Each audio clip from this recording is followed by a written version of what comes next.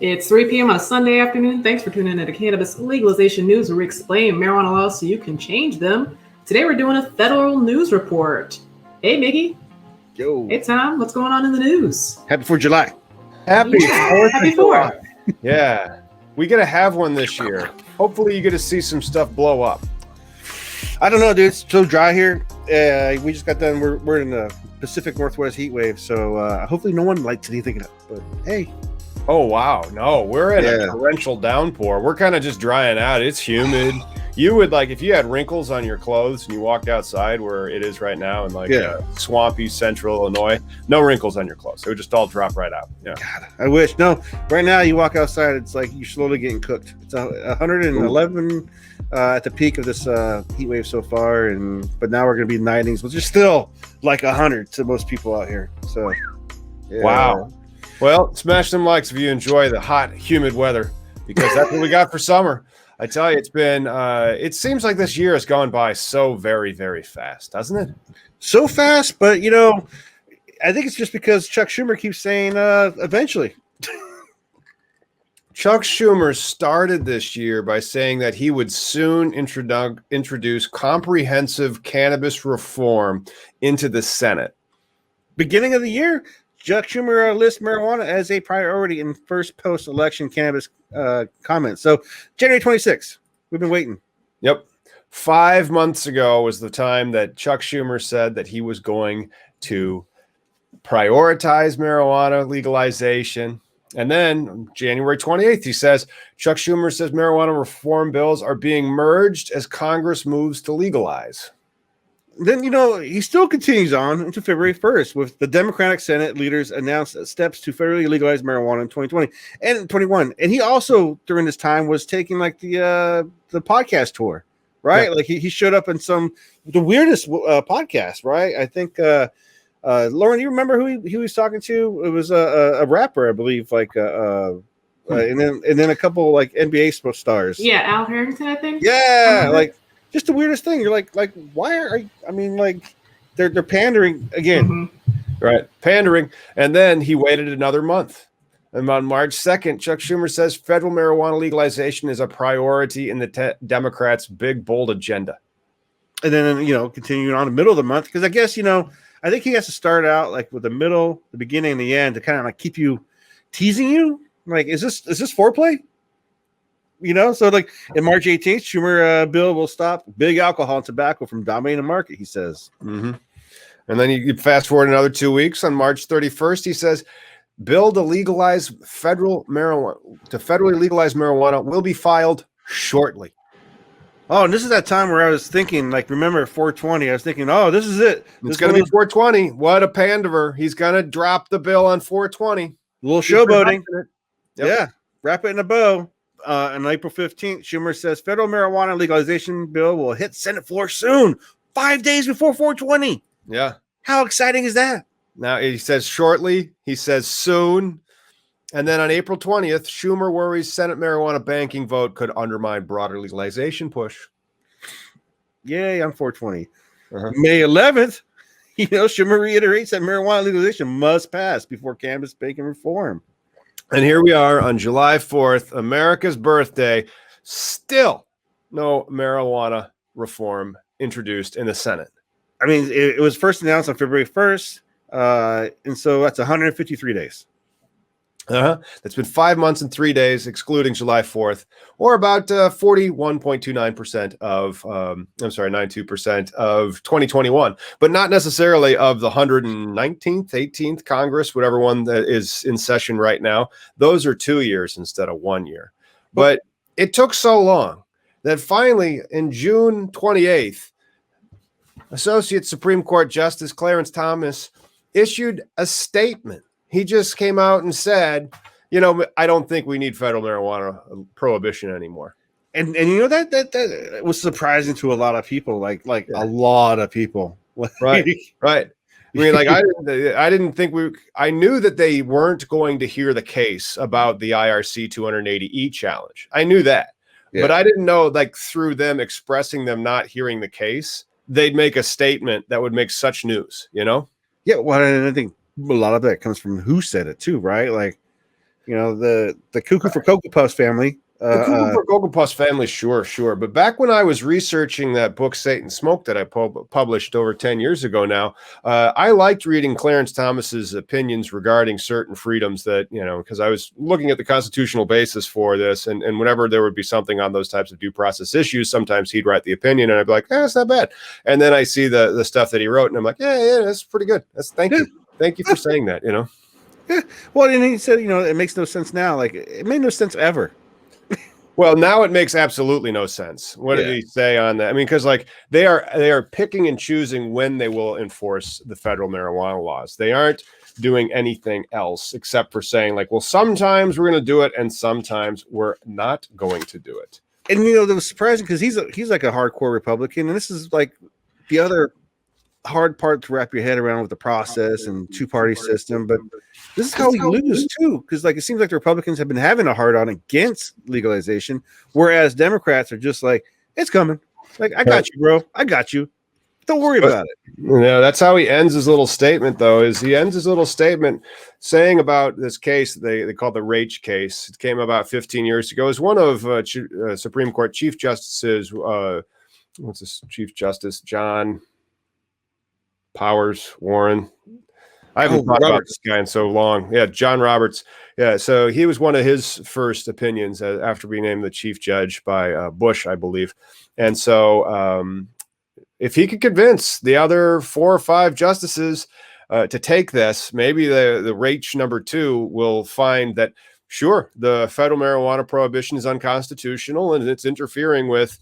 And then he starts talking about the laboratories of democracy and then the state's core police powers to define criminal law and to protect health, safety, and welfare of their citizens. So he also raises the 10th Amendment, states' rights issue in his statement. It's not a dissent. They didn't decide anything.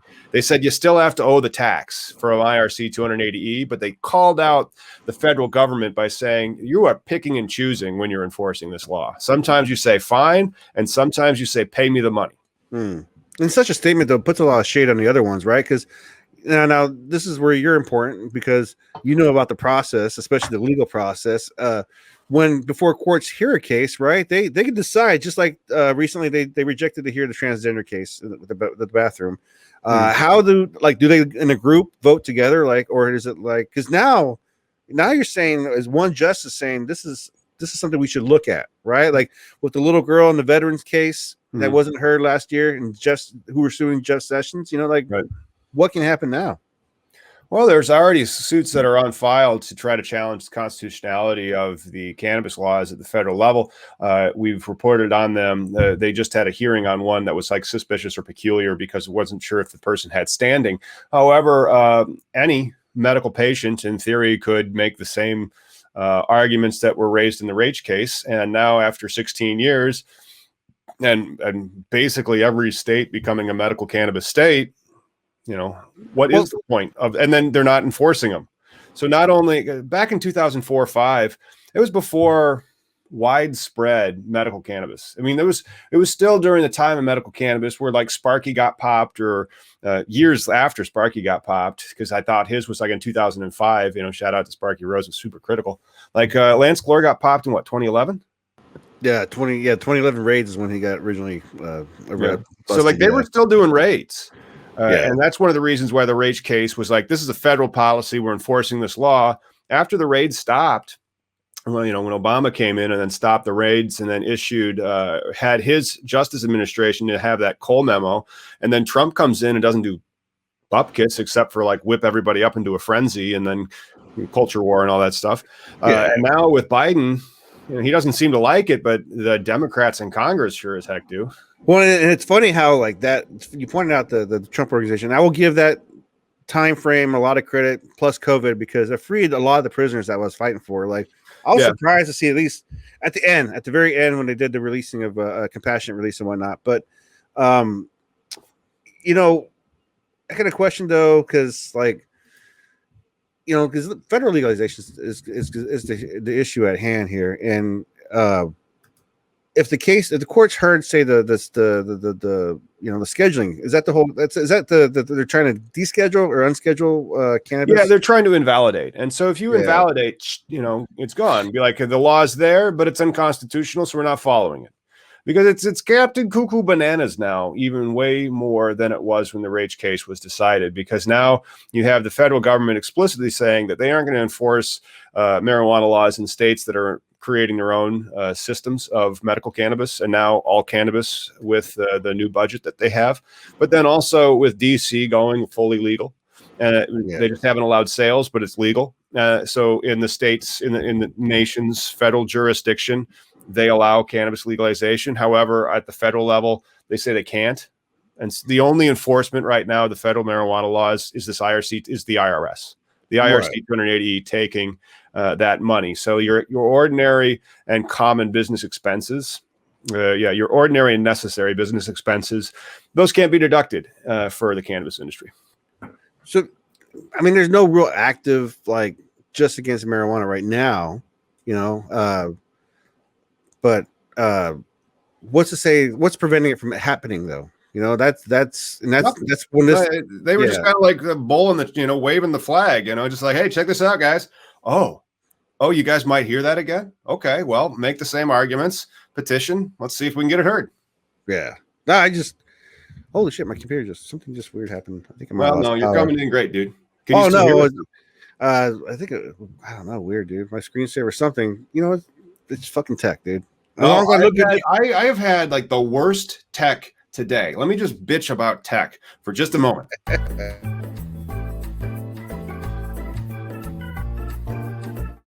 That's why we fucking quit the Zoom conference. Right. I was expecting to see a big cloud of smoke coming out of that shit. No, but we're off Zoom. I mean, F Zoom. Now I'm frozen. Because bad tech. Tech. Now I'm back. And tech doesn't like me sometimes. QuickBooks won't let one of my employees create an account so you can get direct payment. No shit. It's just these are big tech companies, and Zoom, terrible software to do not a video conference, a webinar. So we're doing webinars on this now because this is way better and slicker. Yeah, no, it's a lot smoother. What's even crappier too, just to bitch about people with tech and not catching up was I did a YouTube live the other day. The last time I did, and the YouTube live option is shit. There's no real I can't do anything. All I get is a camera and on and off. Those are your only options, and I can't make share it screens. Yeah, no. So this is the StreamYard right now is the best option for everything. So you can share things hey, check this out. I want to share this with you. There was a story in I think it was in the let's see. Right here. Can you see this? Looks normal. Well, it looks normal. I just can't believe that there's still people, news stories, agencies came of making news stories about is your teen doing drugs and what are the signs of? Let me get this off. Get out of there. So right here, Highway 420, tie-dyes, and soda cans, and man, it looks like my dream bedroom. I mean, I just can't believe reefer madness still exists to the extent that, and in this same state, it's Missouri, they have medical. But again, what parent doesn't know, these are your signs? So you're just telling me, again, druggy, stigma, this is how it's going to roll. That doesn't how it works. That's not how it works. You want to know how we know that's not how it works? Because a federal report has found no increase in teen cannabis use after legalization. The Ganjapreneur has been reporting that a federal report filed last week, it was early in June, by the United States Department of Educational National Center for Educational Statistics showed zero sign of increased teenage cannabis use due to cannabis legalization policies. Yeah, the report uses data volunteered by students to the Youth Risk Behavior Surveillance System, which falls under the umbrella of the Centers of Disease Control and Prevention. But those guys were telling us to wash our hands and wear masks during the coronavirus. Crazy. They're all just crazy. And Fauci needs to be fired. I don't get these. I'm so glad that we haven't heard from him in a while. I tell you, keep getting those shots, people, because if you don't, well, we're 80% in Seattle, and we're walking around now, still in buildings in close areas because in the end, people are gross. People are gross. Yeah, I've learned one thing. Smell. Yeah, And then, you know, last year we had 0 flu deaths. And that's to be something to be said about this weird mask shit. Like, it's just their spittle, right? It's just the weird. We're trying to prevent that spittle, but yeah, gross. But this is data that went for 10 years. So this data was collected from 2009 through 2019. So at the start, there were basically no states that had legalized cannabis for adult use. And now there are many states that have legalized cannabis for adult use. And it pretty obvious. It looks like that cannabis access and use levels stayed consistent. Imagine if they really were able to snuff out the illicit market. So everybody had to card. And that was the only weed. I mean, like, remember that weed that you had in Mexico, Miggy? Oh, dude, it was 1990. It was in someone's pants at one time. It smelled like no one would buy that if there was legal weed. And this just fear mongering, right? Like, it's all about the kids. The kids are gonna smoke weed if you legalize it. You know, it's gonna increase. Your endocannabinoid system doesn't actually develop until you're 27. That's a lie. It just doesn't. There from day one. Yeah. It's like your nervous system or your or your eyeballs. Mm-hmm. Or your soul. It just magically appears after you're old enough. Yeah. Well, we can pray it out. Ooh, pray that out. All right. That's going in my healthcare plan. Prayer. Shit. Hey, did you hear about the United Nations bullshit? Yes, I did. Refresh our recollection on the United Nations stuff. United Nations calls for global ban on cannabis advertising because it thinks it's encouraging kids and giving out the wrong message, which, hey, what about that alcohol international ban they have out there? Yeah. What about Spuds McKenzie? What about having a dog hustle suds? That guy was on television in the 80s. And it was like, I had dolls and inflatables, like toys, like crazy shit, man. Yeah, and the Flintstones cartoons would smoke Chesterfields. Oh, yeah, that's right. But, you know, in society, like we talked about, you talked about, like, how it's always about policing morality. That's what we've been doing, right? Like, it's not we are legislating morality. And then people like LaGuardia and the LaGuardia report, they would argue vociferously against that stuff because his name escapes me, and that's too bad because he was a good politician in the 70s. But, you know, it's the same thing. Like, when you legislate morality, you're not going to be able to do it.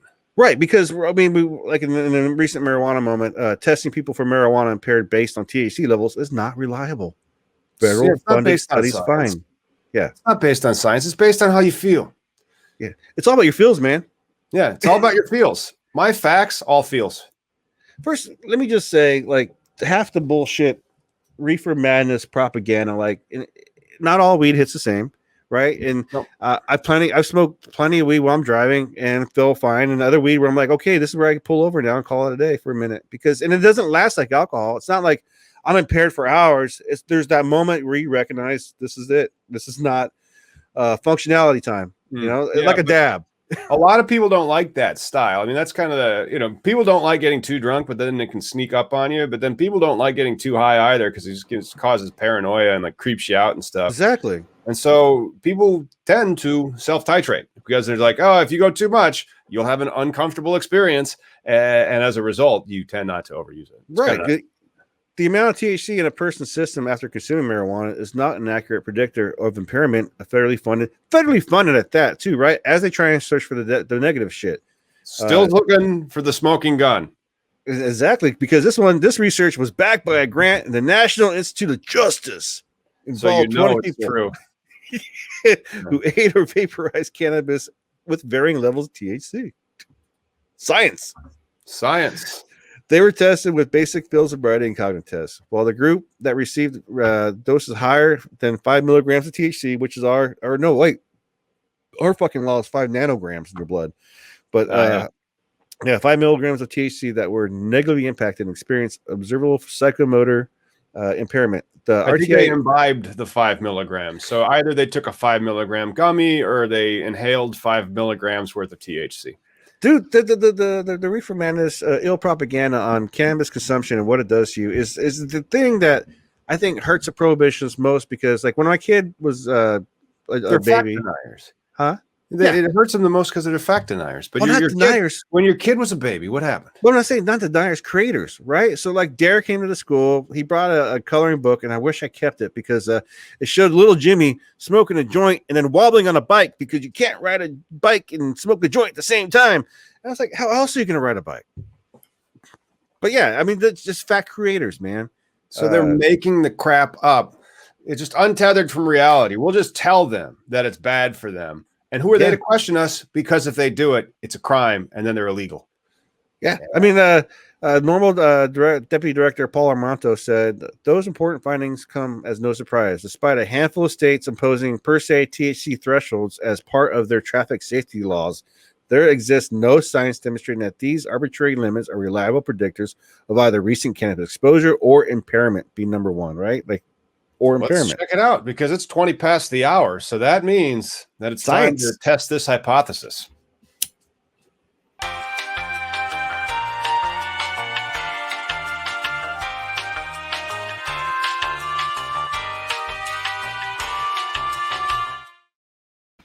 Shout out to 420 365. I got an unboxing that I got to do for them. I have been meaning to film this, and I'm still in the process of moving. So, like, I could go set up a home cultivation facility. I was doing that last night. Life happens, man. I mean, that's just what it is, dude. Yeah. Hey, I showed you guys my what I got Seth Green to do in a Twitch. Oh no, what'd you raising AIDS? Oh no, what'd you do to get Seth Green? Check this out. I'm gonna share with you. Let's see. Add a stream. So Seth Green and his wife are raising money on AIDS, playing Mass Effect on Twitch, and I paid for this, or actually, they really don't. I paid for stuff, but they were really interacting and just hanging out. It was really cool. SmokeWeedEveryday.com. So he's all like, don't do that, and then we don't know who owns that. But then check this out, bro. This is what really. So like he was popping in and out. It was mostly Claire Grant that was hanging out, but.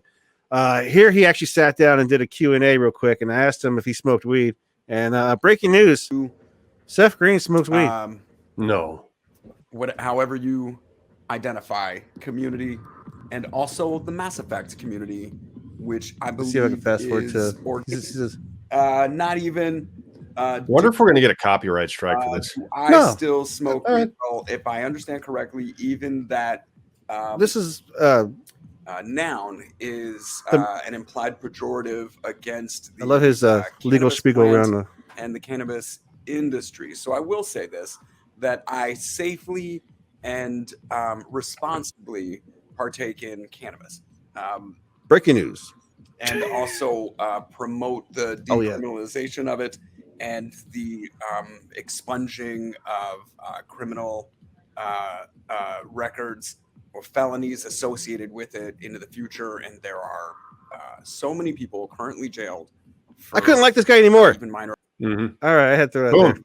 Smash the likes and click subscribe if you totally believe in that stuff that Seth Green was just getting down on. I mean, that's really cool. I'm glad that he supports us. Yeah, I mean, just how he went to the diatribe about the prisoners and then locked up. You know what pisses me off about all these, like a lot of celebrities who ride the cannabis culture, right? How many of these fuckers are actually?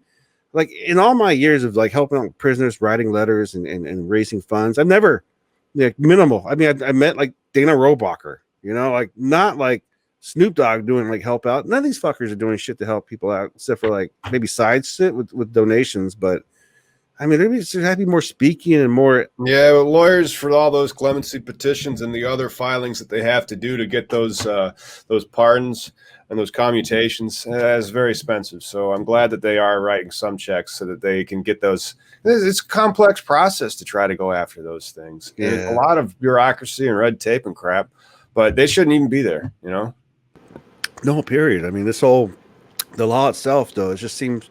Not seems it is. It's not here to help us, And then we have this in between void where Republicans are against it, and then Democrats just can't get their shit together. Like, how are we going to get this?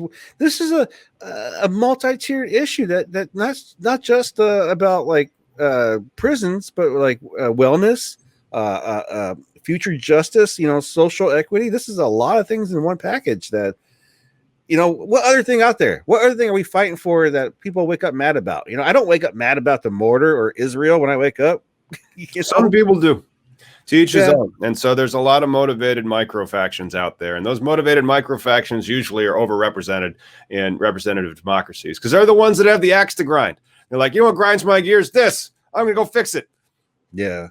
Yeah. I mean, they're friends of me fixing it.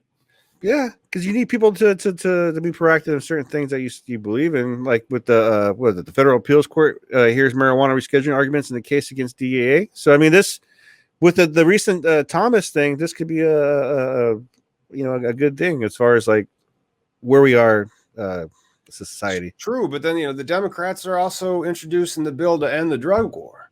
Drugs. And so, I mean, there's so many different people that are moving forward faster and getting past the failed policies and the positions. I mean, like, what was the point of the drug war? Like, did we get off drugs? So the opioid epidemic that killed all those people, was that avoided because of the drug war? Crack avoided because of the drug war? Arresting people for weed, ruining all those families that were out there just enjoying an herb that helps with pain relief and other health aspects of supplementing your endocannabinoid system. If anything, the drug war exacerbated all our problems. It has made things worse, and has even it's given us our society a PTSD. We're at the point where we've all gone through, like, you don't have to go to war to have PTSD. You can just leave your house and get arrested or get hassled by cops a couple times, and that just puts you in your place. When people have power, that have the power, people disappeared. That's one of the hard things about advocating, right? Like with people who, when you have like FBI files on Martin Luther King, I mean, you got people scared and still nervous. The people are culpable of fucked up shit, man. People are the cause of all murder in the world. And deaths, apparently. No, time will take care of you just as well. Time will take care of you when it's right. Somebody taking, robbing you of that's just a little inhumane. No, for real though, man. But what do you think though? I mean, like, how are we going to get to the point that, like, people are just start being arrested? Like, is it the MORE Act? Is it going to be a rider? Is it going to be you know what I mean? Like, it's got to be soon though, man. Well, I think there's still going to be people that are getting arrested for weed, just like there's still people that are getting arrested for cigarettes. But it's usually because you stole the cigarettes or like you avoided your taxes. There's still going to be thieves. There's still going to be tax cheats. But if we can get to that, then I'm going to say that's a win. Let's do that the whole world over. And then we can start really working on the hard stuff, like the graphene batteries and the building materials and replacing petroleum-based plastics everywhere. That stuff is going to take a lot of science and applications and capital investment, hopefully delivered on the back of THC. And it's just crazy how, like, the war on the plant being the war on us. Like, this plant, it's not just a magical wellness thing, but it's also a textile that can improve the planet. Like, I think that's the other part of the problem too, is like when people, like, when you talk like this, it seems like crazy talk. Like, this guy's batshit crazy. He's like, we just can all get along, and this plant does more than just I'm not going to say it cures cancer, but goddamn it does a lot for your immune system, your anti-inflammatory. Like, these are proven. It does cure cancer cells or fight cancer cells. Like, but there's interplay. There's interplay. I mean, the cancer is an extremely complex condition. And from that, and your body is a complex, and the interplay of the endocannabinoid system and that going haywire may contribute to inflammation that can result in that. But, why aren't they studying it? That's stupid. Like, what's the public policy reason for, like, stopping all science unless that science is looking for a smoking gun, which they still haven't found after 50 effing years? And it's the weirdest thing that the best talking point comes from the fear mongers himself. Reagan, when he said, "I'm from the government and I'm here to help you." You know what I mean? Like, that's it's still a legit fucking thing. But even though he was the fucking government, like, they're the wielders of these messed up powers, essentially. Just like what's going on. Why does Biden still not want to have weed in DC? Like, why? I don't know. Is that the next one? Okay. I think we're one article ahead, and I'm going to go grab some water so we can, like, snip this one out. Oh, okay. Yeah, totally. Yeah. Because I'm out of bubbly and regular water.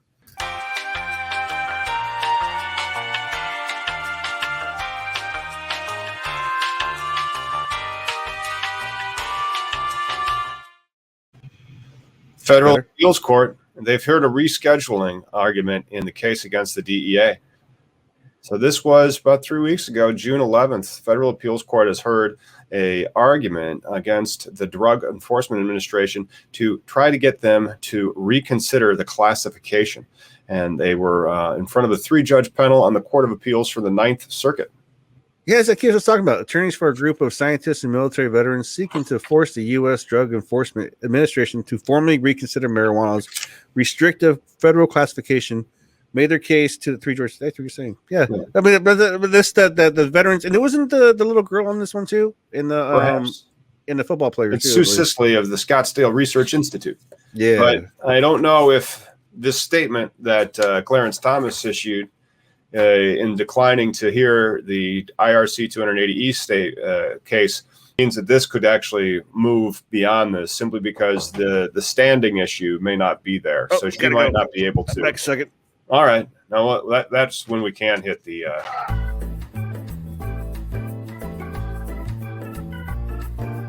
Congressional Democrats defy Biden by scrapping D.C. marijuana sales ban. So President Joe Biden wants to keep blocking Washington, D.C. from implementing marijuana sales. Why does Biden hate weed? Why does Biden hate weed? I think it's because he was born during the height of the lie. Yeah. And then he's complicit on the lie from his time in the Farm Bill. Not the Farm Bill, from the crime bill in the mid-90s, like the 96 crime bill, you know? But how do we, for all these people who, like you said, are complicit, they know no better. They think they're doing the right thing. They're making easy judgments. Like, how do we sway these guys? Like, look, this is healthy. Like, what out of how many recreational states do we have now? Freaking 18? Yes, because we can't count South Dakota. So, like, technically 19, but then South Dakota said no, and then they undid the will of their own people.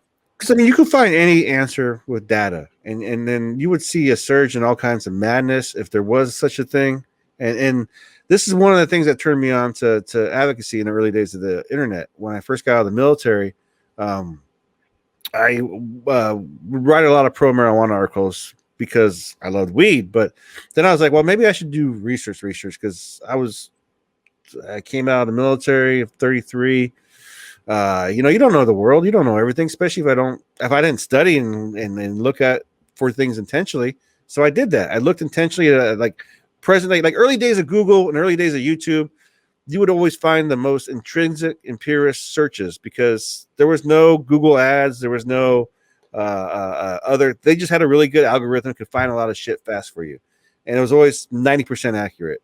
Mm-hmm. And when I looked for cannabis, marijuana, weed, I looked in all the words, and every day I couldn't find a news story that was a horror story unless it was the law fucking someone over.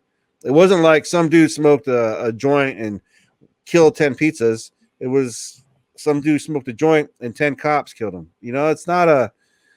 It's a one-way fucked up streak that needs to get changed, and these guys need to wake up. This is the blight in our American system, our justice system. Right.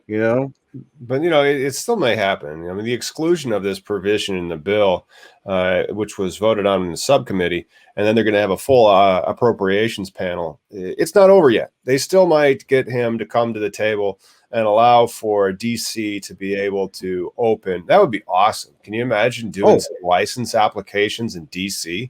Wonder how they would structure their licensing system. And then if that DC licensing system could act as a model, maybe for retail, but not necessarily. Well, I don't know. I mean, DC's not that big, And no, but the population is huge. Yeah, but it's very, the cultivation aspect of it. I don't know. Right. License, it's different license type for retail, of course.